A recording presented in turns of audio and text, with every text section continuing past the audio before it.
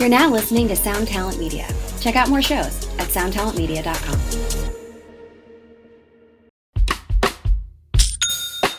When you think about businesses that are selling through the roof, like Skims or Allbirds, sure, you think about a great product, a cool brand, and great marketing. But an often overlooked secret is actually the businesses behind the business, making selling and for shoppers buying simple. For millions of businesses, that business is Shopify. It's home of ShopPay, the #1 checkout in the world. You can use it to boost conversions up to 50%, meaning way less carts going abandoned and way more sales going through to checkout. Upgrade your business and get the same checkout Allbirds uses. Sign up for your $1 per month trial period at shopify.com/income, all lowercase. Go to shopify.com/income to upgrade your selling today. Shopify.com/income. Does it ever feel like you're a marketing professional just speaking into the void? But with LinkedIn ads, you can know you're reaching the right decision makers, a network of 130 million of them, in fact. You can even target buyers by job title, industry, company, seniority, skills, and did I say job title? See how you can avoid the void and reach the right buyers with LinkedIn ads. Spend $250 on your first campaign and get a free $250 credit for the next one. Get started at linkedin.com/campaign. Terms and conditions apply. Hello, everyone, and welcome back to another episode of the podcast. Thank you so much for hanging out with me. I truly do appreciate you. If you're wondering why this sounds like it's being recorded on a phone, well, because it's being recorded on a phone. Yes, in my rush to get to Nashville to move the Stringjoy shop to its new location, I forgot to record on the good mic, so sorry about that. But don't worry, the rest of the podcast is recorded on the good mic, and this week I am talking to none other than Steve Sladkowski from PUP. And if you don't know PUP, let me tell you, you are missing out. You're missing out on one of Canada's finest punk rock exports of all time. These guys are a fantastic group of individuals. I love their music. I've been following them for a very long time. And I was really excited to get Steve on because we've been chatting about this via the old DMs for several years now. And it was good to finally make it happen. And this one is that perfect combo of roughly 50% career stuff and 50% gear nerdery. Oh yeah, I know that's just how we like it. So, without further ado, let's get into this one with Steve Sladkowski from PUP.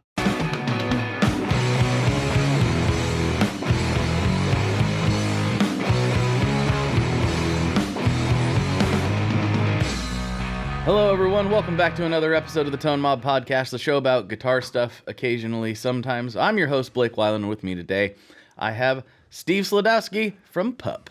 What's going on, dude? Hey, man. I'm good. I'm in Toronto. The weather's slowly, it seems like, starting to turn, finally. Mm-hmm. It's famous last words, of course, but yeah, the band's off for a while, so I'm just relaxing. Oh, that's cool. That's cool. Well, I mean, you guys are usually quite busy, so you deserve it. Thank you. Yeah. It's. I think in the past I would have been. This would have been a time to like really be stressed out. So it's nice to feel like actually that's not a stressful thing. I'm trying to just enjoy it. What would have been the reasons for stressing out in the past that are no longer? I think it's probably just imposter syndrome, which not that I don't still have some element of that. I think, but I think in the past you sort of are worried like, oh, like, are people going to forget about us? Or like, if it feels like if we're not playing in front of people, if we're not working on music or like just sort of actively doing something all the time, it feels like somehow like, and this probably speaks more to my own,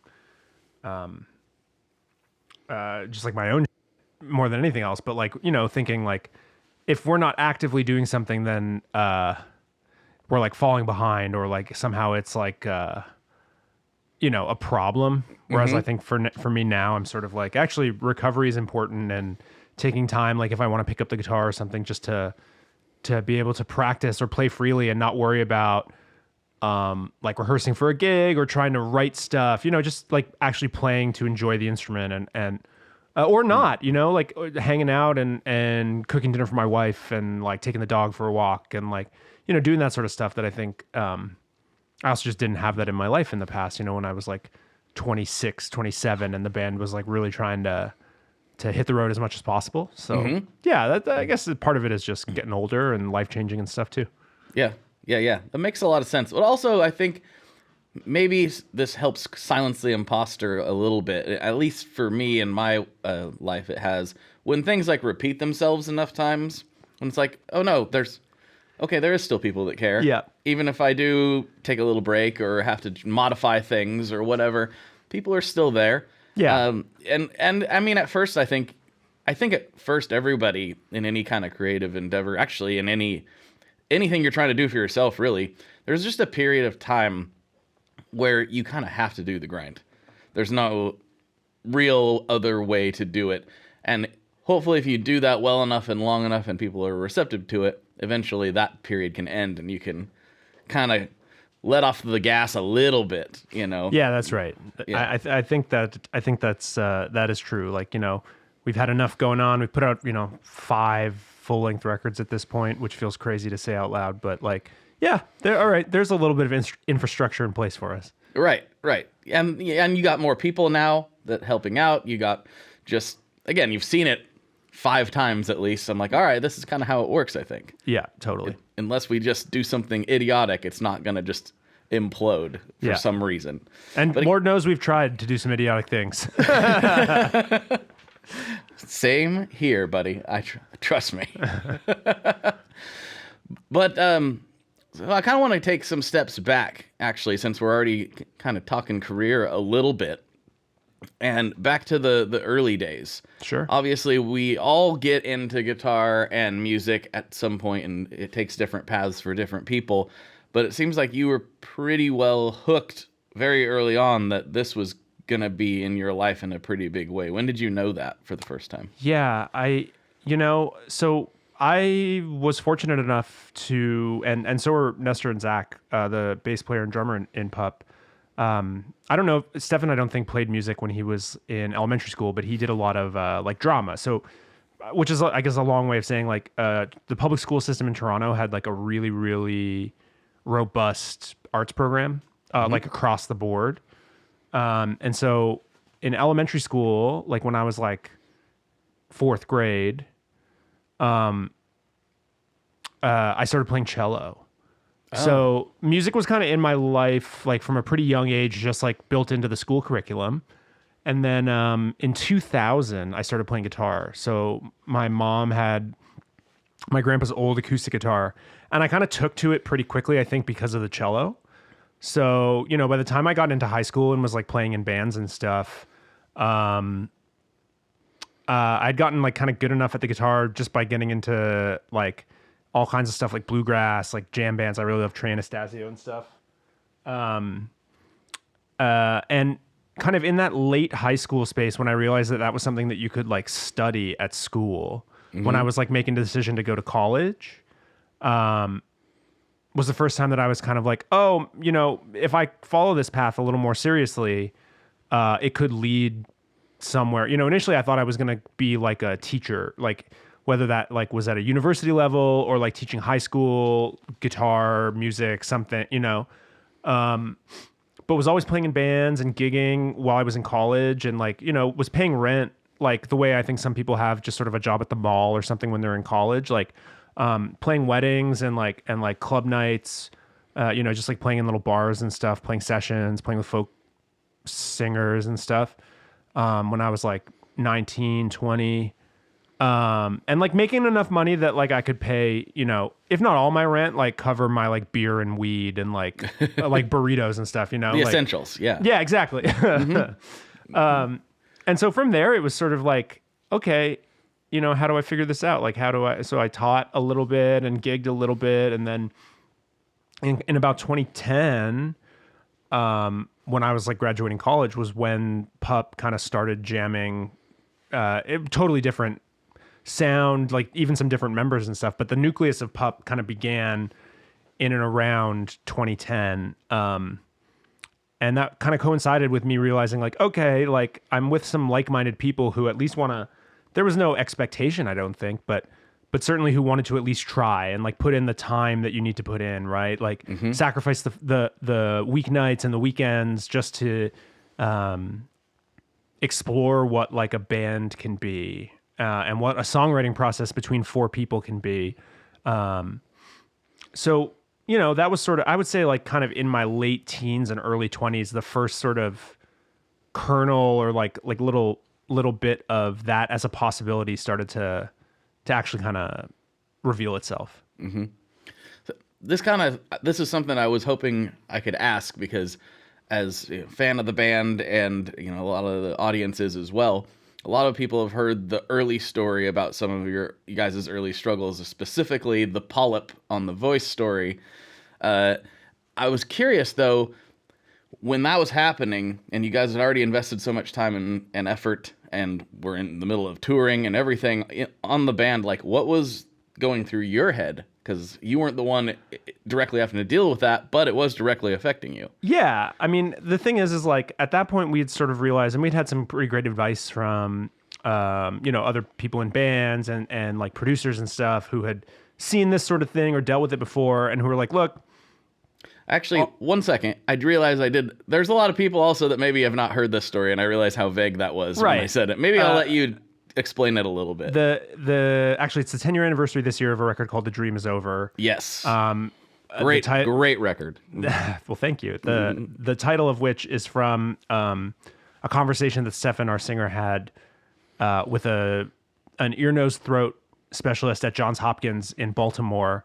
We were on tour with a band called Modern Baseball at the time, and he had developed vocal nodes, like cysts, essentially, on his vocal cords. And the doctor basically told him, "You'll never sing again. Like the dream is over." Right. Mm-hmm. So, you know, we kind of carried on throughout that tour a little bit longer probably than we should have. I mean, obviously it all ended up okay, so it's kind of water under the bridge at this point. But like, at the time, I think when it finally sort of came to a head, it was maybe like 3 or 4 weeks later when he had first gotten this diagnosis. And we were actually back in Canada. Like the tour had kind of started in the Mid-Atlantic, like in Philly or something, like, and come all the way sort of around the US, like through Utah and up through California, and then like back across and into Canada. And we were in Montreal, I think, or Ottawa or something. And yeah, we all just kind of like, Stefan basically had to go see another specialist, and we were all kind of holed up in a hotel room. And like, you know, I think, so to kind of come back to saying, like, we had spoken to some friends who were in bands and producers and stuff. And they basically were like, at the end of the day, like, you guys are brothers. Like, you can't let this, the way it was put to us is like, don't let stuff like this become like cancerous, right? Like if you allow that to fester or to feel like someone's to blame, or there's some, like, no one, that it's not like Stefan was trying to injure himself, right? It's not like, none of that stuff is predictable or malicious. It's just sort of like the randomness of the universe. Don't let it tear apart what you've got. Just like take it as it comes and kind of see what happens, right? And basically what ended up happening, Stefan saw a specialist. I think he flew home to Toronto, hoping that we could like finish the tour, because it was a bunch of big shows. It was like Montreal, New York, you know, whatever, like a bunch of big East Coast shows. And at the time, that was like a really, really big deal for us. Like, we're going to play the largest show we'd ever played in New York, like opening for Modern Baseball, whatever the case may be. And they basically were like, if you shut it down right now and you don't speak for like 4, 6, 8 weeks, you know, like a couple of months basically. And that's what he did. Like we left the tour, and Stefan didn't speak for like well over a month, probably closer to 2 months. Had like a little board that he would like write on. And from there it was like really, really intensive. He basically rebuilt his voice, like as an instrument. He had to kind of learn, the bottom and top ends of his range, sort of like almost like basically was studying with like an opera singer in order to make sure that he didn't injure himself. And you know, that he just, all that sort of learned behavior, all that correction, all that instruction and technique has helped him and all of us to this day to like still be a band. But yeah, you freak out a little bit, you know. I remember we were like sitting in a hotel like by the airport in Montreal, just like with a giant bottle of whiskey, all like sitting in a hotel room being like, I don't know what the fuck's going on, man. Like, right. Yeah, right. Like, and so you do have a little bit of that, but like, you know, I think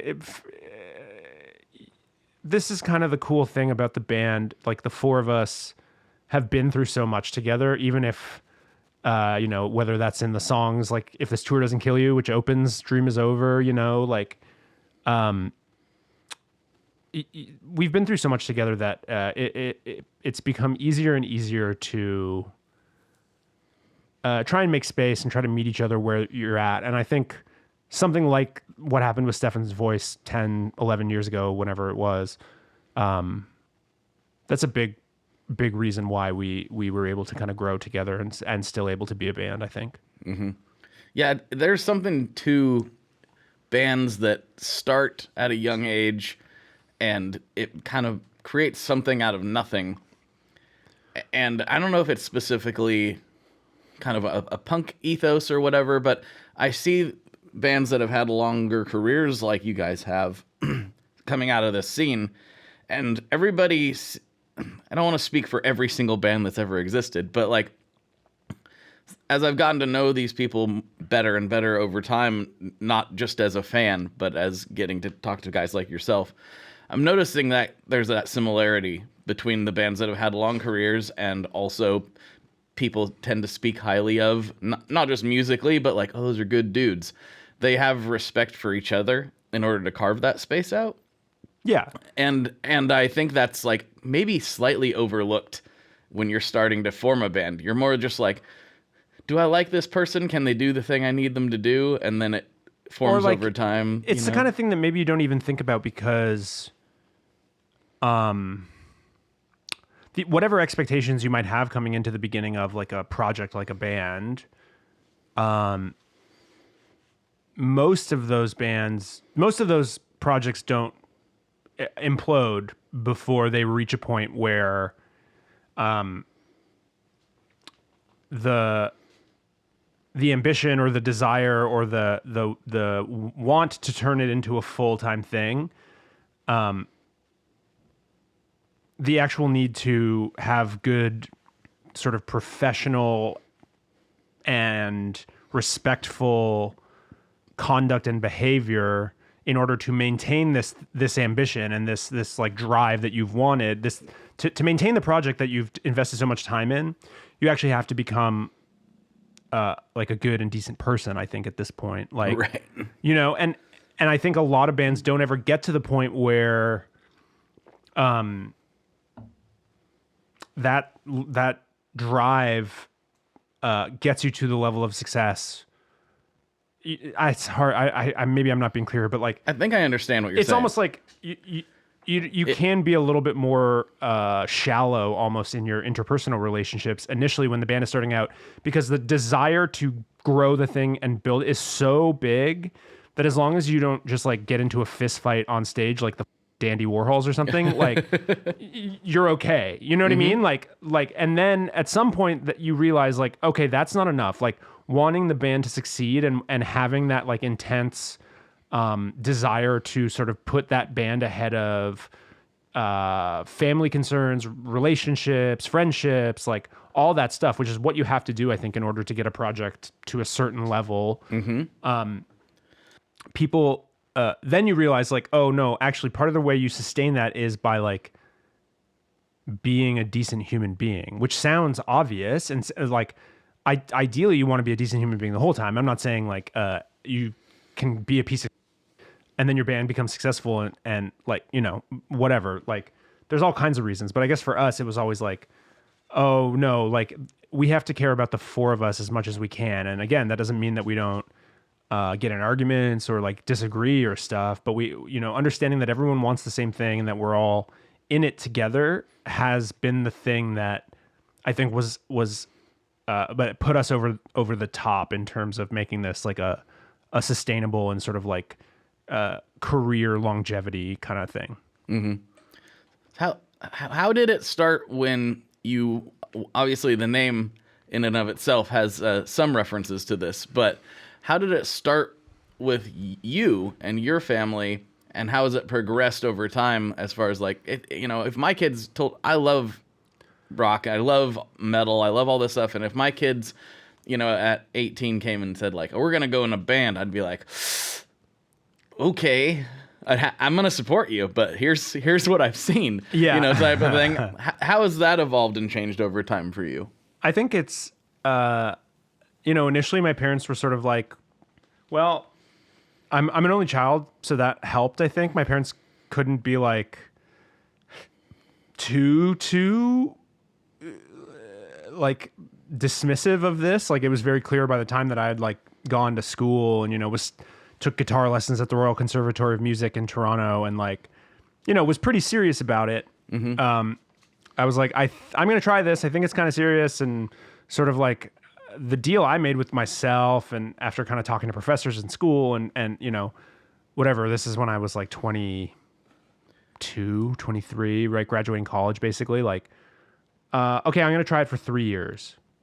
And if it doesn't work after 3 years, like, if I have to have a job, like I'll have a job. I moved into my mom's house a little bit, like kept my stuff there basically while we were on the road for a bunch of years. And I think they just slowly started to see like, there's always like really funny stuff. Like I feel like the first time we were in, like our paper of record in Canada is called the Globe and Mail. The first time like my face was in the Globe and Mail, that was like a thing for your parents' generation. They're like, whoa, oh, yeah. He was in the newspaper, like, yeah,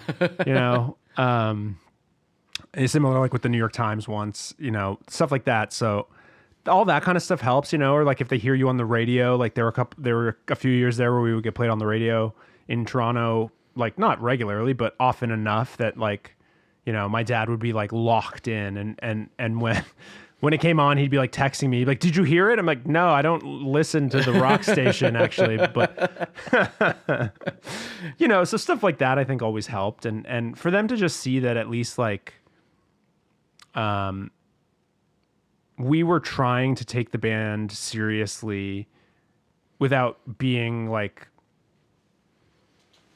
so self-serious. I think that's been a kind of a thing that the band has always really prioritized, is sort of like, yeah, we take the job seriously and we take very seriously what we do, but we don't take ourselves so seriously. And, I think for our parents just to see that it was starting to grow, not only kind of locally, but that we were, okay, suddenly we were able to like buy a van and like, okay, suddenly we had like US work permits, and like suddenly there was like an agent interested in the UK who was like figuring out how to fly us overseas to work for the first, like little stuff starts to happen. And at some point then I like turned around and I'm like, okay, I'm like in my late 30s and married and the band is still going, and okay, here we are, I guess. Like you blink and a decade goes by and you're still doing it. And right. Yeah. That happened for me a little bit like last year, whatever. My math's not mathing super well, but when I realized I'd been doing this for over a decade, and I just published episode 500 here a few weeks ago, I was like, whoa. Yeah. The blink and you'll miss it is totally right. I kind of like was just standing there on my little porch thing that's attached to the shed, and I was just like looking at the yard. I'm like, I can't believe I'm still doing this in some ways. I can, because I know like how much effort I've put into it, but it's also like, wow, I guess this is what you're doing for now. And, it is like, it's just like, it's one of those things, my wife and I have been trying to figure out like vinyl storage, because the like IKEA, I have the like big IKEA Calyx thing, and it's just falling apart, right? And I'm like pulling out records and like trying to figure out like, am I going to sell some just to do the classic vinyl collector nerd? Yeah. And I'm thinking, I'm like, oh, I bought this in Hamburg on this tour, and like I'm just like, oh man, these memories are like, are both like physical and sort of ephemeral, and it feels like it's still, I think, to get back to kind of like what we were talking about at the beginning, this imposter syndrome thing, it's like, it feels still like, no matter how much I know that it's been 5 records and we've done 5 cycles of this, like midway through this podcast, someone could knock on my door and be like, hey dude, by the way, that was actually just a dream. You have to wake up now and go to work at the bank. Like, which like, I know is not the case, but there's still some tiny part of me that thinks it could all go away at some point. So just like have to keep on it.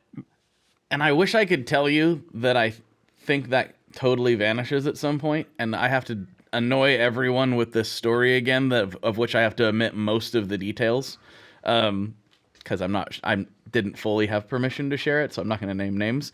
But there is, let's just say, one of the largest acts on the planet, well, just in rock, and they were talking to this person about how, and they were literally about to go on stage in front of 25, 30,000 people, and they expressed their feelings that it's so crazy this could just go away at any moment.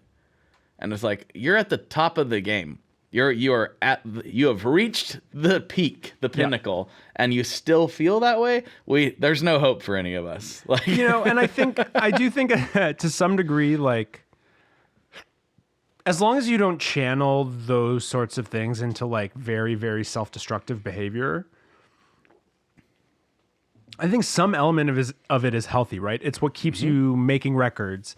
It's what keeps you searching for new and interesting, like nitty-gritty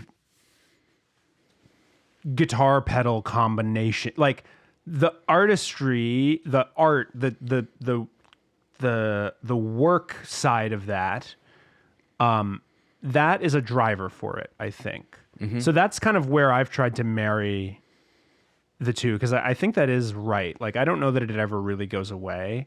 I just think I've become a little bit better at trying to harness it and use it to at least like be like, I wonder what it would be like if I split the signal on these guitar pedals so that one went to one amp and it sounded like a bomb was going off, and then the other side sounded like if Joe Pass was trying to play punk rock, like whatever the case may be, like, just like these weird ideas that I have. Yeah.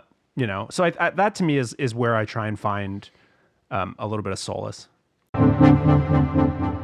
Hey, Rocky. What's up, Vincent? Did you hear about the latest? Latest what? The latest drop from Maris. It's totally insane. No, tell me more. Maris just released Enzo X. What's that? Enzo X is a supernova expansion from the original Enzo into the highest quality and most flexible studio synthesizer ever created in a pedal format. Whoa! Enzo X combines 5 synth types, 5 drives, 3 reverbs, and 5 modulations. It also includes a full 2.5 second stereo delay, all in one pedal. That sounds hard to use. It's not. The UI is from the same family as the Mercury X and the LVX. It's super easy to dive in and see exactly what you are tweaking in real time. Oh, I see. It's right there on the screen. Yep. Is it this for guitars, though? Nope. You can plug almost anything into the Enzo X, including your MIDI controller. That sounds incredible. Where do I get it? You can pick up Enzo X online at maris.us or at any of their fine retailers across the globe. Did you just say across the globe? They know what I meant. Wait, are we getting paid for this? I'm still waiting on that cash money from last time. He better at least give us pizza for dinner. I'm not giving him his Enzo X back until he does. For more information, make sure you check out maris.us, and apparently I have to go order a pizza.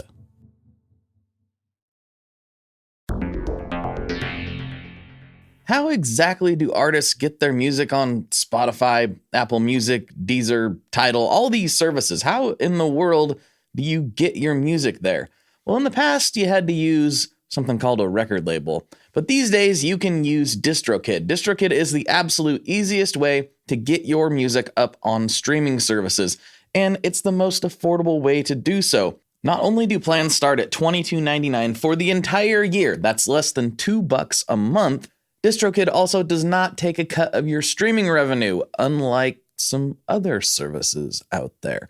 Even better if you sign up by going to tonemob.com/distrokid. That's tonemob.com/distrokid. One more time, that's tonemob.com/distrokid. You'll get 30% off. That's right, 30% off their already extremely reasonable prices. So go to tonemob.com/distrokid and get your music out there.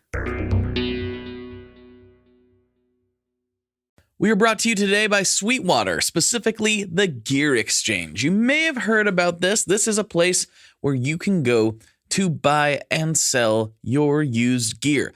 Maybe you got a pedal over there that's just kind of collecting dust. Maybe there's something you've been eyeing from the Sweetwater catalog. Well, right now is a great time to turn that unused gear into something you're actually going to use. Even better, if you sell on the Gear Exchange, you can keep 100% of the sale as long as you choose a Sweetwater gift card as your payout method. That is not too shabby because, let's be honest, most of this buying and selling we do is just to fund new gear purchases, and that is a great way to reach a wide variety of customers and keep 100% in your pocket, or rather on your pedal board. So go check out the Sweetwater Gear Exchange and turn that unused gear into something that's actually going to help you write that next huge riff. I also think it's probably a sign, and I'm not just trying to say this because you and I both feel similarly, but I think it's probably a good sign. If you thought that you were the greatest in the world, I mean, you're probably kind of an egomaniac that people don't really want to be around all that much. Yeah. So I think that a healthier person is always going to feel some degree of that. And Also, I don't know, man. ahead. If I've seen so many interviews with Julian Lage, and I'm just like, if that dude can give an interview and just be like, basically he's like a more high-minded version of saying, I'm happy to be here. Right. I'm like, well, I'm not as good as him. Like, no one's as good as him. So, okay, that's fine, man. Like, Yeah. Yeah. Well, I think we are all just happy to be here. I hope so, I certainly am. I sometimes can't believe it. It's astonishing. I'm like, this is fantastic. In a good way, it's cool. Very, very thankful to anybody within earshot right now because you're the reason that we get to do this kind of thing. That's right. So, yeah. So I trick people into thinking this is a guitar show, and then half the time we don't end up talking about guitars. But maybe we should. Listen, I can certainly talk about guitars. Good. Well, let's go through the rig evolution. Where did we start and where have we ended? Let's go and be as nerdy as you want to be. Where did we start? Yeah. It's been Fender guitars more or less my whole life. Mm-hmm. Is that because of Jimi Hendrix and Keith Richards? Probably. When my dad loved classic rock. Joe Strummer playing a Telecaster, whatever, all the way down the line. The first real serious amp that I had, and still have one to this day, although it's not the same one that I had when I bought my first real amp with my allowance money or whatever. Was a Fender Vibrolux, the first reissue they did back in the day, with the cream knobs. Yeah, those are cool. 64, I think, reissue. I think that's right. Because I have a 68 reissue now, which is the Silverface one. And I had that. I was working at a guitar shop, teaching out of this guitar shop, and I had it modded, to override the modern circuit breaker fire safety, so that the actual board ran more like a real 60s amp, super hot. Okay. That was really cool. Sold that amp. And when I was in school, I had that if I was playing larger gigs. And then when I was playing coffee houses or weddings or something, I was a big Roland Cube guy. Yeah, for those things, absolutely. So I played in like the pit band, like for some of the musicals on campus as well. So I had one of those Roland Cube 30s when they introduced the like dial that like switched the 30X, I think it was called, that like you could switch to an acoustic guitar sound. It had like built-in Boss distortion. It had delay. It had the whole thing. And I would just use that when I was like doing pit, because a lot of like when you're playing musicals, like you need to like a lot of those pit bands, the guy will have an acoustic guitar and the cues in the music will switch fast enough. So I would just be doing that on an amp. You didn't even need like a piezo pickup, like nice, stuff like that. So I always got into that. First overdrive was a blues driver. Yeah. Which I don't have anymore. I sadly don't have anymore. I have moved on from that. But first delay, I think probably a Memory Man, like one of the big box reissue Memory Man, the deluxe, I think, right? What else? Fuzz Face, a lot of stuff just like trying to emulate like the classic rock guys. Yeah. And then as I started to get, I was very much like, because I was studying jazz and got into jazz when I was like in my teens and early 20s, I was very much like sure, cool to have a couple of effects pedals, definitely, but you want to make sure that if you're playing an electric guitar, it's just like sounds good in a Fender amp and like a Fender guitar. I have a Telecaster that has been on every PUP record. It's an old 2004 American Deluxe. That was sort of my first like real guitar. Before that, I had like a Squier Strat, Mexican Tele, just like classic sort of like, okay, I've like saved up enough money to like go to the guitar shop, like, whatever in Toronto and buy the cheapest possible version of this guitar that I want. Although those early 2000s Mexican Strats pretty good. Still play really well. So, that was sort of, then from there I think I found I was playing a Keeley modified TS9. That was sort of when I was like 20, 21. That was like a guitar pedal I found. And really didn't do a ton more than like fuzz, overdrive, delay for a long time. Like truly for a long time. Get you a long ways though. Yeah, and I would use the trem on like the Vibrolux. And then the PUP thing has just slowly started to we get to hang out with producers and meet musicians and hang and some of whom are very, very good friends, where you start to see what other people are doing and you're like, oh, that's kind of cool, So that started to expand. I still have a Fender Vibrolux. That's still kind of an essential. I think I'm probably the most conservative part of my playing, if there is any, is that like once I find a piece of gear, I tend to not kick it to the curb very quickly. Like if I like something, I'm probably going to stick with it for as long as possible. So that's the case with the Vibrolux. Like, is a Fender Twin louder? Yeah. Is a Fender Deluxe a little easier to travel with? Sure. But like, there's something about a Vibrolux that for me has always been, whether it's not as much headroom, the 10-inch speakers versus the 12-inch speakers, whatever the case may be, something about that has always just appealed to me. And I love the sound of a Fender guitar through a Fender Vibrolux. And that, whatever the case may be.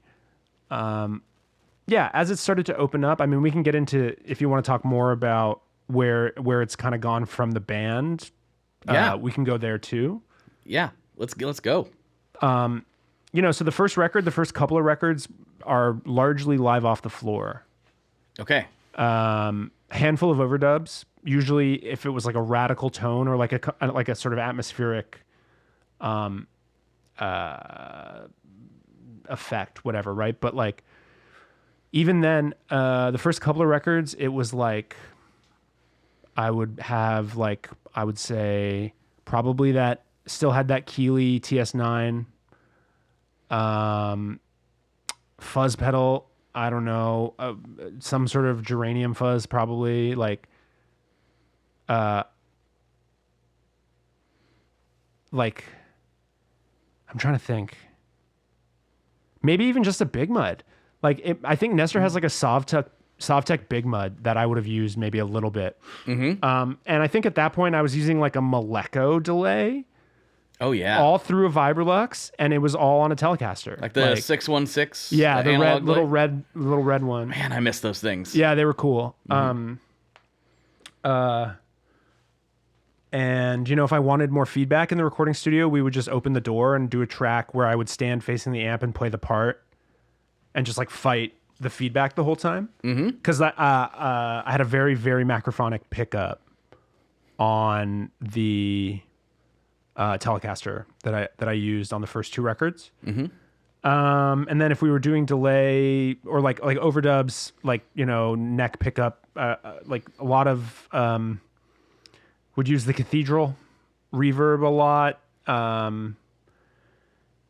But yeah, basically like not, and then started to kind of get into Dr. Z stuff a little bit. We used the Maz on a lot of records before Stefan and I both owned Dr. Z's. So,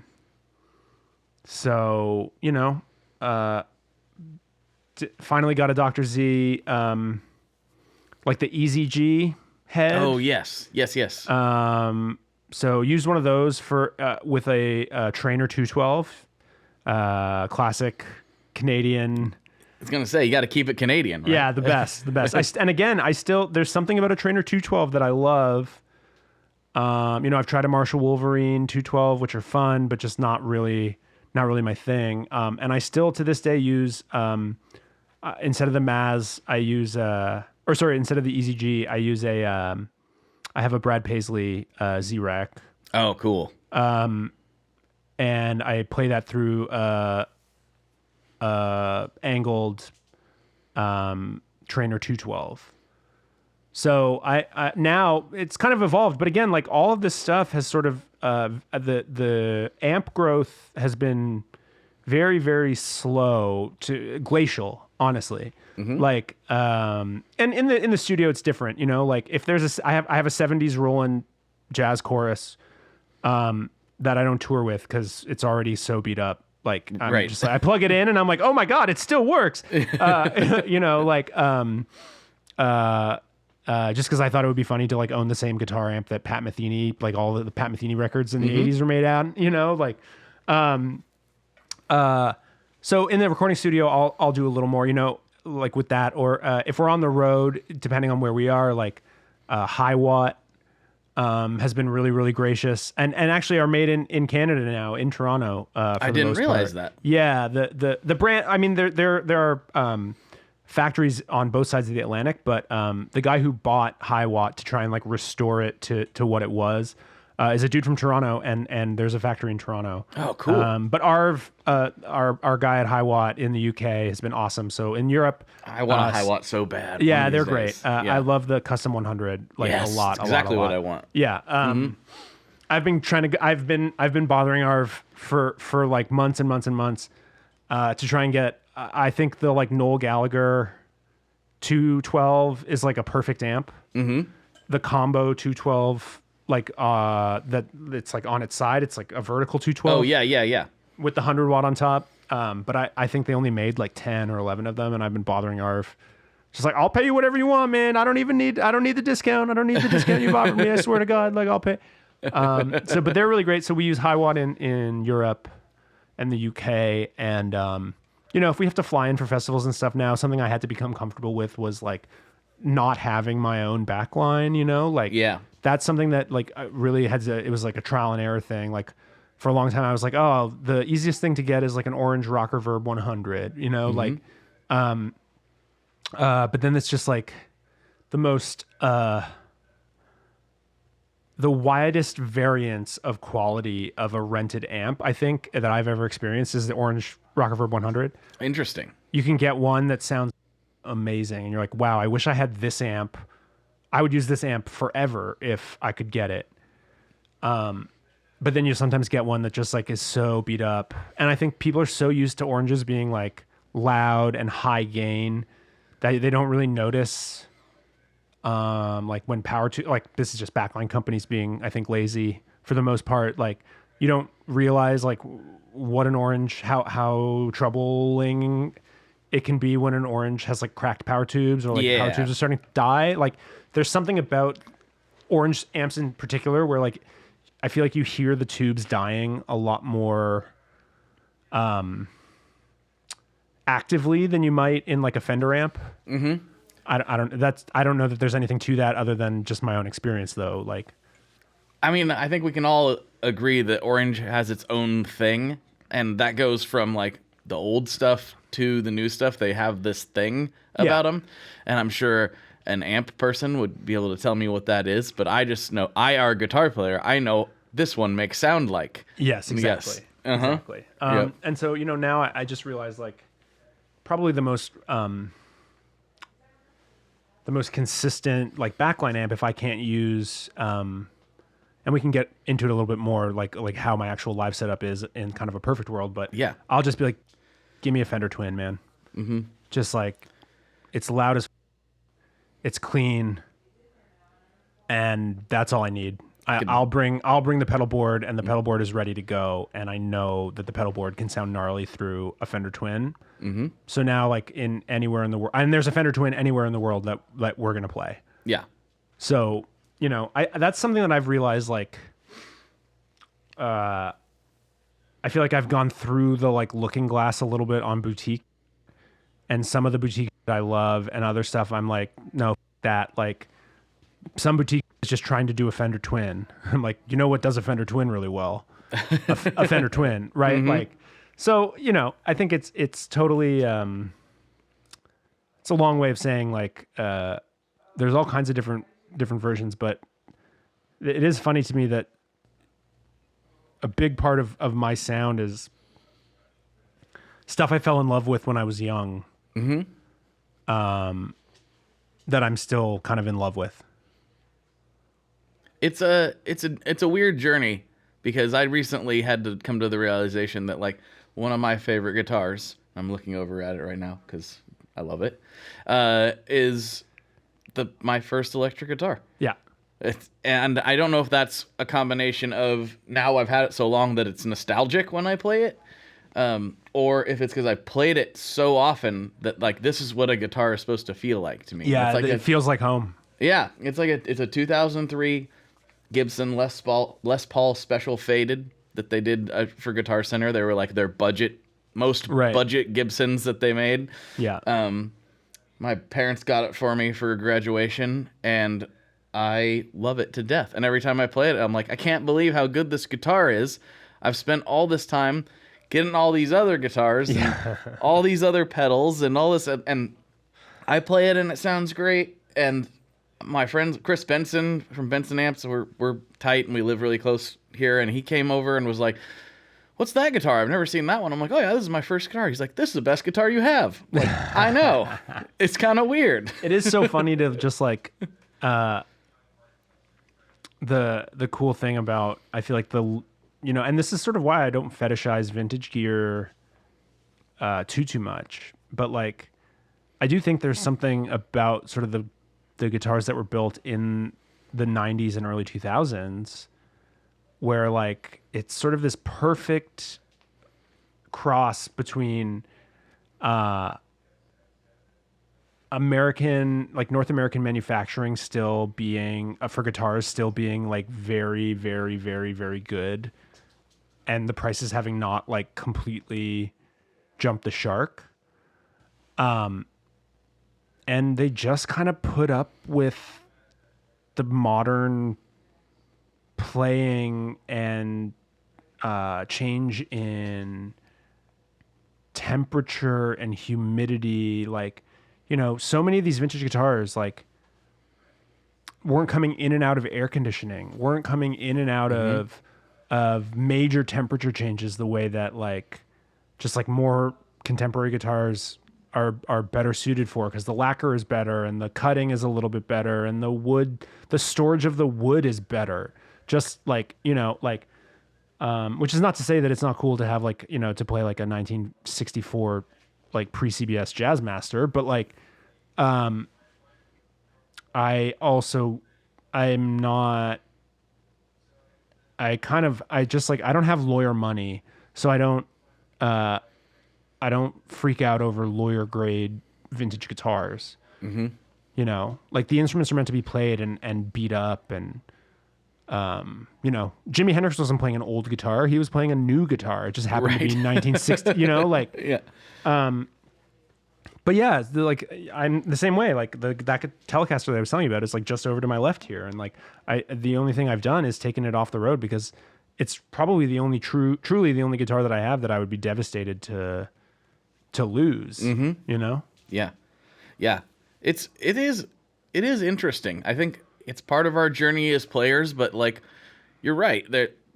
The vintage thing, I do get excited about vintage guitars, but only so much. Yeah, I think there's an appropriate level. Yeah, and I if somebody busts out like this premium 59 burst in front of me, of course I'm gonna be like, ooh, look at that, that's so cool. But that also isn't, and it's not. I don't know if it's just because of my wallet or lack thereof, or if it's because of my taste. Because I'm noticing I do this with other things too. I don't always, in some ways I do, but I don't always lust after the same thing as maybe what the general market does. Sure. Like I think one of my coolest guitars is my 1965 Melody Maker. It's a double pickup. You can kind of see it there over my shoulder. They still aren't that expensive. No. And I love that guitar. Every time I play it, I'm like, what a ripper. This thing's great. Yeah. Not just because it's old, although that does give me like some warm and fuzzies inside, but like this guitar is fantastic. Or like, I like kind of these off the beaten path vintage things that get me excited. One of my favorite things I have is this old orange 212, just because it's weird and super, like I've only seen this one. I've never seen another early 70s orange 212 like this. I'm sure they exist, but I've never seen one. I like kind of oddball things that aren't necessarily gonna be $5,000. That's the thing too. It's like you have to find stuff that speaks to you, whether that's contemporary or vintage. Look, I can go into Carter in Nashville and pick up an archtop from the 50s and have done and like brought it home. Mm-hmm. Right? Like, and I'm like, this rules. This is going to sit in my living room and I'm just going to sit on the couch and like play it. Yeah. But I'm also like equally happy to be like, oh, cool. Like, there, you could never make the Fender Ed O'Brien Stratocaster in the 60s. Right. Like that is a guitar that speaks to the current moment. So like, I'm like, oh, I want one of those. Mm-hmm. Like, I don't really care about active pickups, but like that sounds interesting. Yeah. Right. Like, so I think it just sort of speaks to like as long as it's something that you enjoy playing and that you feel like is going to inspire you or like move you in such a way, then it's worth it. It doesn't matter what it costs. It doesn't matter, like, I don't know. I it's just such a strange thing. It is. The fetishization of it is strange to me. It's also hard to like, sometimes you see something and you wouldn't expect to care about it. Yeah. Right? And maybe if you explained it to another like guitar nerd, they wouldn't necessarily see what you're seeing in it. But you're like, no, I picked up this 1980s Squire and it was the greatest thing. I mean, a 1980s Squire actually is a good example. I never thought I'd own a Strat. Right. I wasn't a big Strat guy. Yeah. And I fell in love with, I've played lots of them. I played some really nice ones. But the one that made me love Strats was an 86 MIJ Squire. I was going to say Japanese. It must be, right? The 80s Japanese stuff is awesome. It's incredible. I love that guitar. It's so perfect. They did it, and it's kind of funny to think that in 86 they were already like, we need to do a 70s reissue, which hasn't been that long ago, but it was big headstock, 3-bolt neck. Yep. Gilmore black on black type of vibe. And I was like, that's funny that they were already reissuing 10-year-old guitars at that point.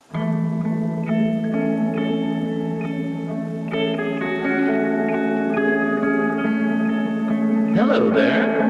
I'd like to introduce you to your new best friend, the Chase Bliss Audio Lossy. Lossy is a collaboration between Chase Bliss and Good Hertz. And it's meant to give you some control over those weird digital artifacts that come with very compressed audio. You're hearing it right now. All the changes that are taking place are strictly coming from my playing dynamics. I'm just interacting with the pedal and letting it do its thing. In some true stereo goodness. If you'd like some more details about Lossy, I'd invite you to head over to chaseblinssaudio.com. I think you're going to like what you find. Walmart Business is in the business of saving you time, money, and hassle. Whether your business started in a garage or is a garage, Walmart Business has the tools to help you get where you're going. Tools like free shipping, multi-user accounts, and just about any item your company needs. Even a double filtration cyclone dust collector. Yep, even that. Sweet. Walmart Business. It's the Walmart you love. Now for your business. Learn more at business.walmart.com. Terms apply. Disney Plus wants to know, are you ready? For Marvel Studios' Thunderbolts, The New Avengers, now streaming on Disney Plus. Let's do this. One of the best Marvel movies of all time is now streaming on Disney Plus. Hey, you weren't listening to me. I said Thunderbolts, The New Avengers is now streaming on Disney Plus. Meet the New Avengers. That's cool name. Marvel Studios' Thunderbolts, The New Avengers, rated PG-13, now streaming on, you guessed it, Disney Plus. Yeah, I mean, it is such a, like, it's a design thing, you know. I also think, like, I was really lucky. I went to school in a town about an hour west of Ontario, or Toronto in Ontario, called Guelph.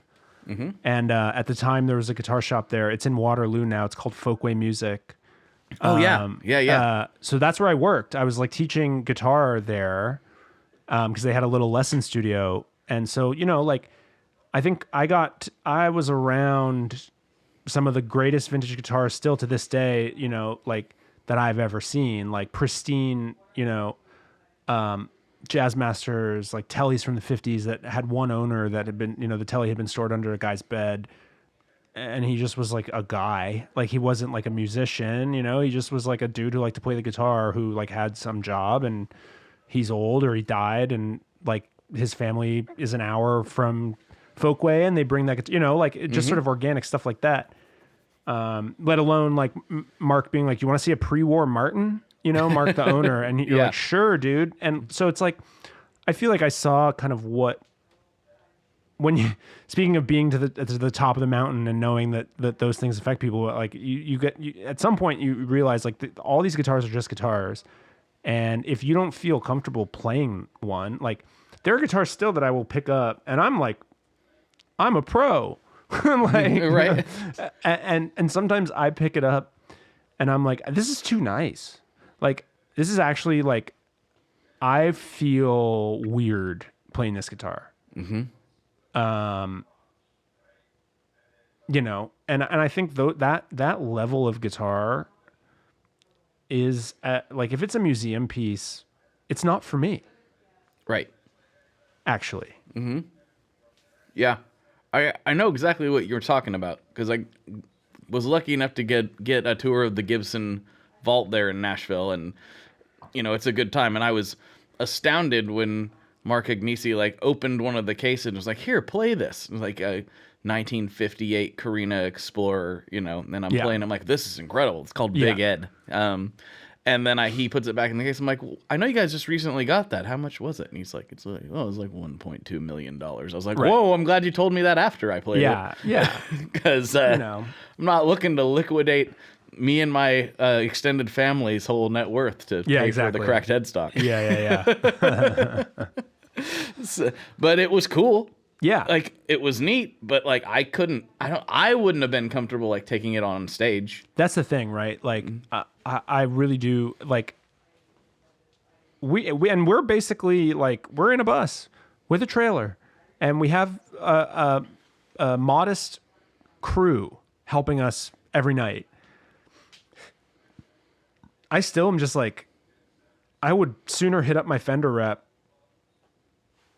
and just be like, hey, man, like, are you got any crumbs to send me? Or like, can I get my like artist discount or something, you know, like, because I want something that like, I feel comfortable if it's, if like one night, you know, we all get into it a little bit and the guitar gets kind of thrown into the trailer in like a way that isn't how we would normally pack it. Cause everyone's like a little bit drunk at the end of the night. Right. And we're just like, just throw it in there. I mean, not to mention, like, you're not, the kind of shows you put on, they're not stationary. Yes. Right? Yeah. So. Yeah. So, you know, and I kind of feel the same, like we can, I guess, talk a little bit about this too, but like, I feel the same sort of way about pedals and like tone and that sort of thing too. Like the Dr. Z, like the Z-Rec is probably the thing for me that's the hardest to replace. Mm-hmm.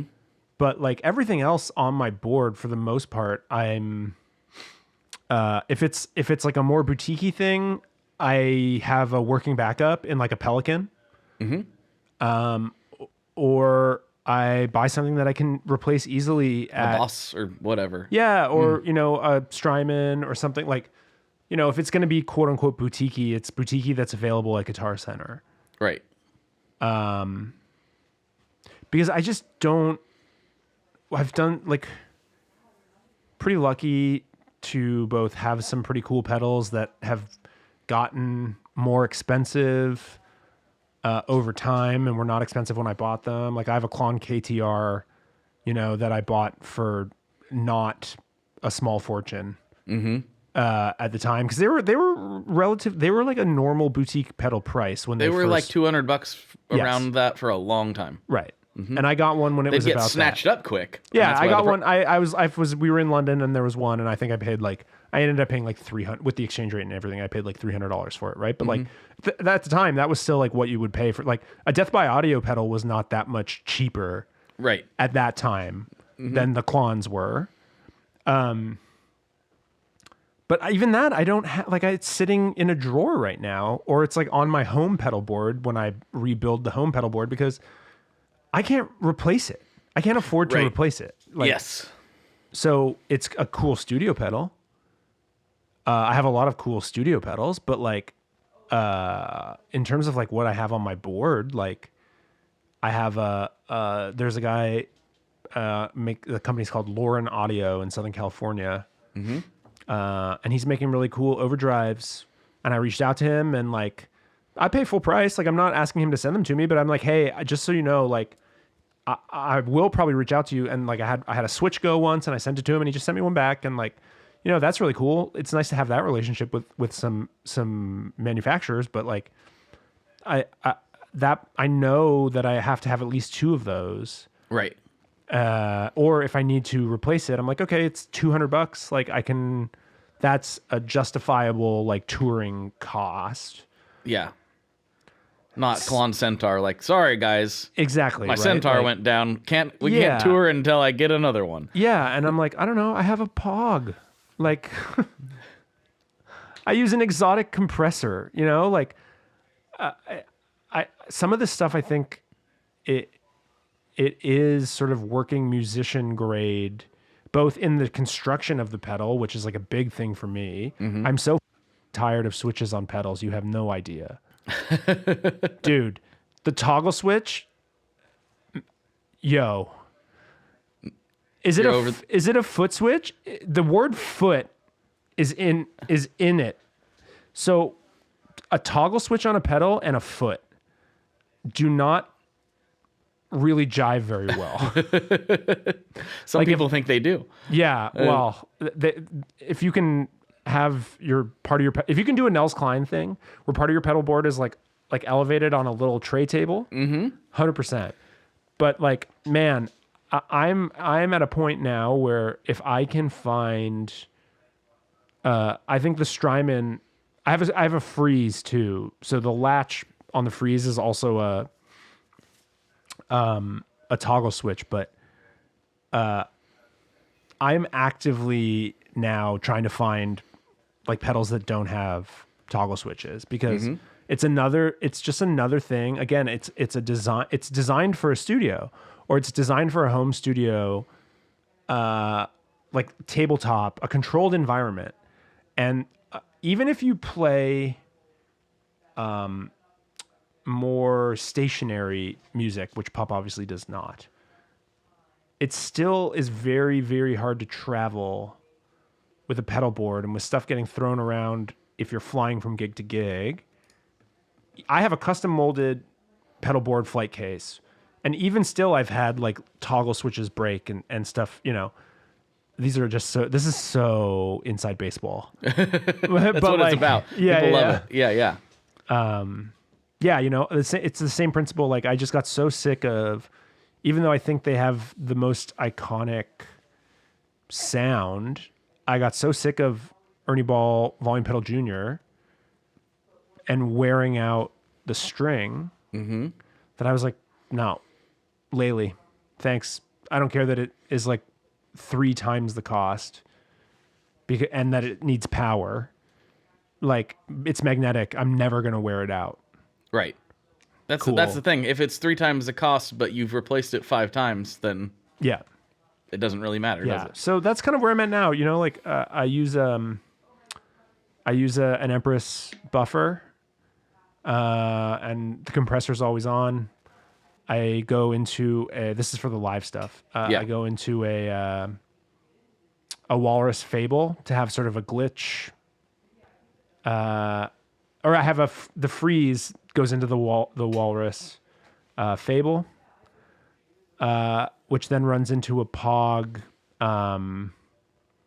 the middle one. The Nano? Nano. Not the Nano, the Mini. The Mini. Mini. There's like 4. There's like a Pico, a Nano, a regular one, and a big one. I don't remember what I have the big one, like the 2 with the slide faders. Yeah. And then there's the Nano and the Micro. And there's a Pico, I think, too. Yeah, whatever. I don't know what it is. I have the bigger Stomp Box one with the 3 knobs. Okay. Whatever that is. And then from there, I go into a fuzz. My fuzz right now is probably the most boutique-y pedal on my board. But it's basically just like a Ram's Head Big Muff, made by Stromer, this guy in New York. And then into that Lauren Audio Overdrive, I have a Boss Waza chorus. Again, like if it breaks, I can get another one. It's a Boss pedal. It's not going to break, but if it does. Right. Strymon delay, Laley volume. There you go. And then back into the buffer and out. And then I split the signal AB in a radial, whatchamacallit? ABY. ABY, yeah. What the hell is the name of the pedal? I think that's what it's called. Yeah, but it has like it has a name. Oh. Whatever. The ABY. We're doing great with names this time. Yeah, right? Both of us. And I have it running both pedals always. Or both amps always. So that'll be a Vibrolux 210 and the Z into the Trainer 212. So at the risk of sounding silly, you obviously are a pedal and amp guy. Have you considered going the digital route for all this stuff?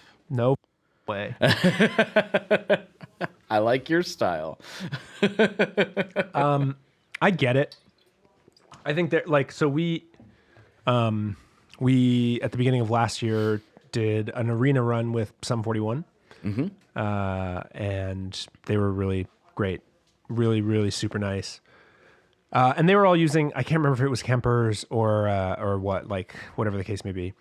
I might be singing, I'll be honest with you, I might be singing a different tune if we were playing hockey arenas every night.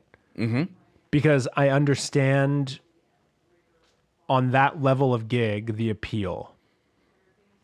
But even then, like we were doing hockey arenas every night and I was using my full rig and we were getting on and off stage, and obviously there's less pyro, there's less production, there's less whatever. But yeah, I get it. I get it when it's something like that, but I don't know. There's something about it that just doesn't feel right to me. Mm-hmm. I think I need the ability to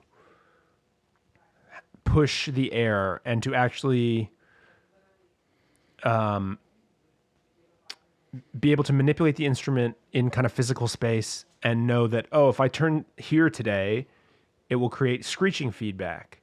If I turn here today, it will make a kind of more low-endy growl feedback. Or like, oh, interesting. If I jump on the stage, it's a little bit rickety, so I need to turn down the reverb altogether, or I need to reduce the reverb because the tank is jiggling. Like, I like those things. To me, that's interesting. That is part of the unpredictable nature of like actually making these sounds in like physical space. Not to be like too like metaphysical about it or whatever, but yeah, I just think, you want to see a rock and roll band, don't you? Right. That's what a rock and roll band does. And I don't know. I think everybody, even people who are like hardcore. Now, I should say I've been playing digital stuff more than I ever thought I would. Sure. It's gotten really good. I like a lot of it. I agree. But I got this old. I've told this story like 5 times on this podcast this year. But I got this vintage orange last year, like late last year, and every time I plug that thing in, I go, "Oh yeah."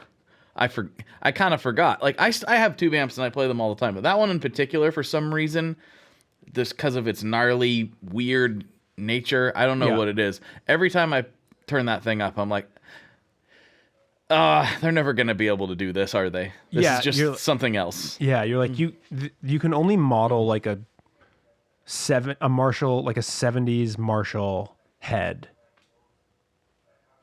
to such a degree, and until you plug in a real one and they're like, never mind. And you turn it up and you're like, holy God, the windows are rattling. Yes. Like, there's no substitute for that. No. There is sort of a sonic equivalent in that, you can open like Logic or Pro Tools or something and use Universal Audio and like, here it all is. But like, yeah, it doesn't affect your like your molecules. Like there's like there's like a physiological response that you have to like a really loud guitar amp. Yeah. That just like cannot be replicated. Yeah, I have to agree. And that's why I hope the vacuum tube lives forever. Yes. Well, we have reached the end of the main episode, and I always like to ask the guests the classic questions, I call them. There's 2 questions I ask at the end of every episode, especially to first-time guests. But before I do that, I like to give you the chance to take the floor, shout out anybody you want to shout out, plug anything you want to plug, say whatever you want. The floor is yours. You got the ears of a couple thousand people right now.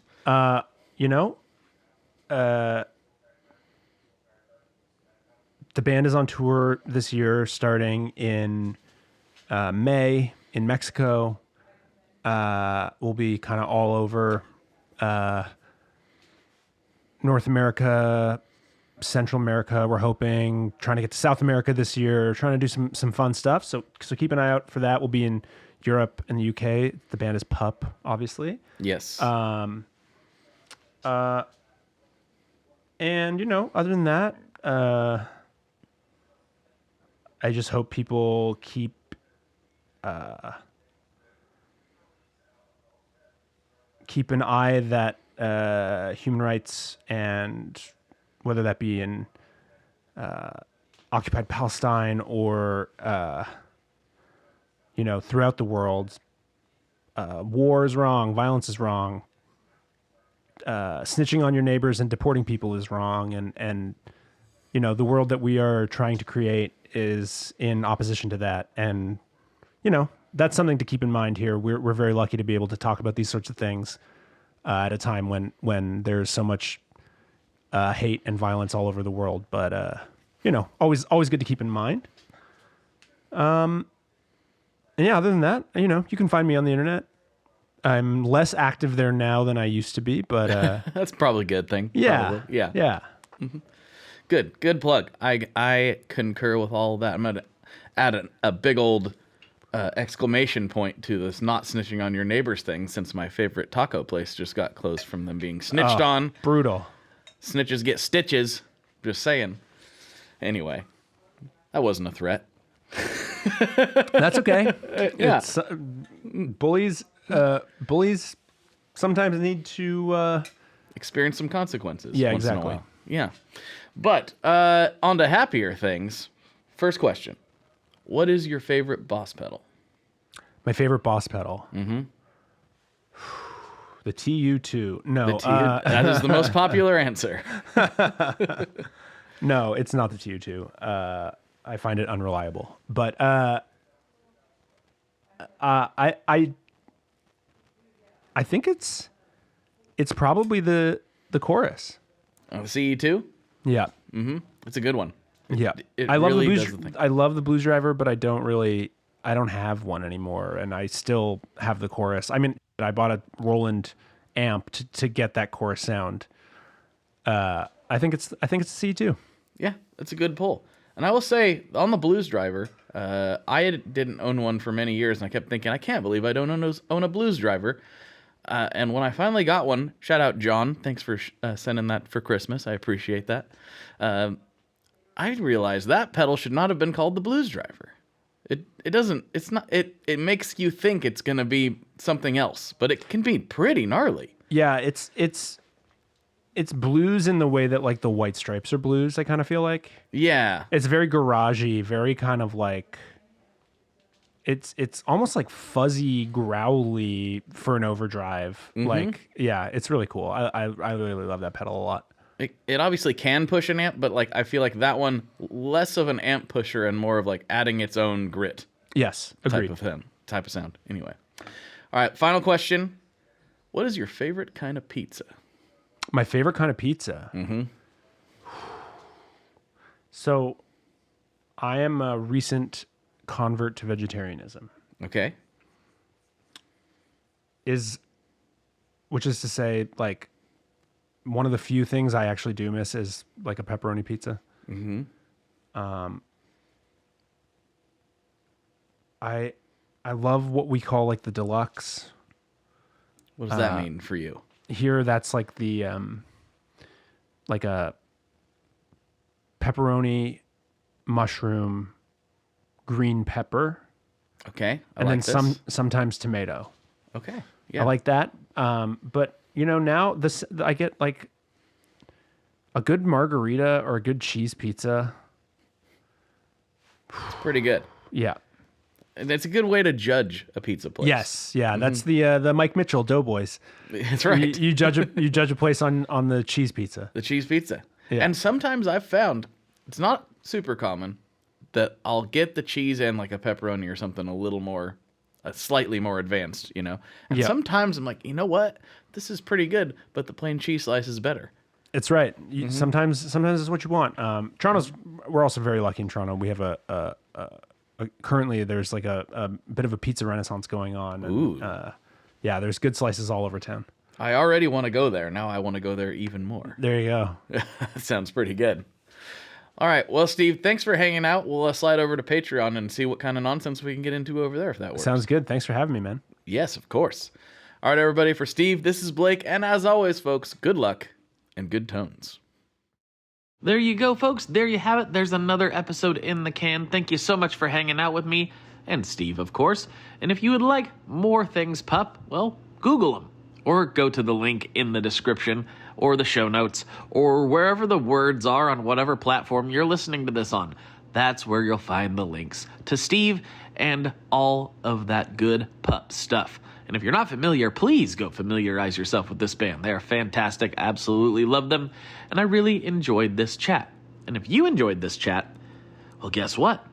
There's more over on Patreon. For just $5 a month, you can get access to not only the ad-free feed, but also the extra bonus conversations that I have pretty much every time I have a guest. That's right, there are more chats that you are not hearing. But if you go over to Patreon, you can get yourself some and literally help keep this show going. There have been moments in the past where this thing would have had to have ended if it weren't for the supporters on Patreon. So thank you to everyone who does that. You make all the difference. But guess what? If that's not in the cards for you, you can make a difference by sharing this show with a friend. Share this thing with somebody you think would enjoy it. Share it with anybody. Share it with your mom. Share it with your grandma. Share it with anybody that might get a kick out of a little portion of this episode. And it would really, really mean a lot to me. Also, if you need more chatting with me, I'm using chat a lot in this outro. If you need more conversation, just stay in this podcast player, go to the search function, and type in Tape Spaghetti. Yeah, Tape Spaghetti, that other podcast I do that'll tell you about the weird side of music. Tell you about stories you probably haven't heard before. That's the one I do with my good friend Scott Marquardt, and that comes out every week as well, wherever you get this podcast. And I'm going to have to keep plugging it until that show has just as many listeners as this one. So if you could get me a little closer to that, that would also mean the world. All right, folks, I got to move a bunch of machines tomorrow, so I'm going to let you go and try to get some beauty sleep. Everyone knows I need it. All right, everybody. Good night. Bye-bye. One last thing before we totally sign off here. I just want to remind you that if you do any shopping at Stringjoy, that's Stringjoy guitar strings made in Nashville, that will help me out as well. As I've said for years, I'm heavily involved in that company, and I really do think they're making the best products on the market. So if you would like to try custom strings, go to tonemob.com/stringjoy and check them out today. I seriously love what the team down there is doing.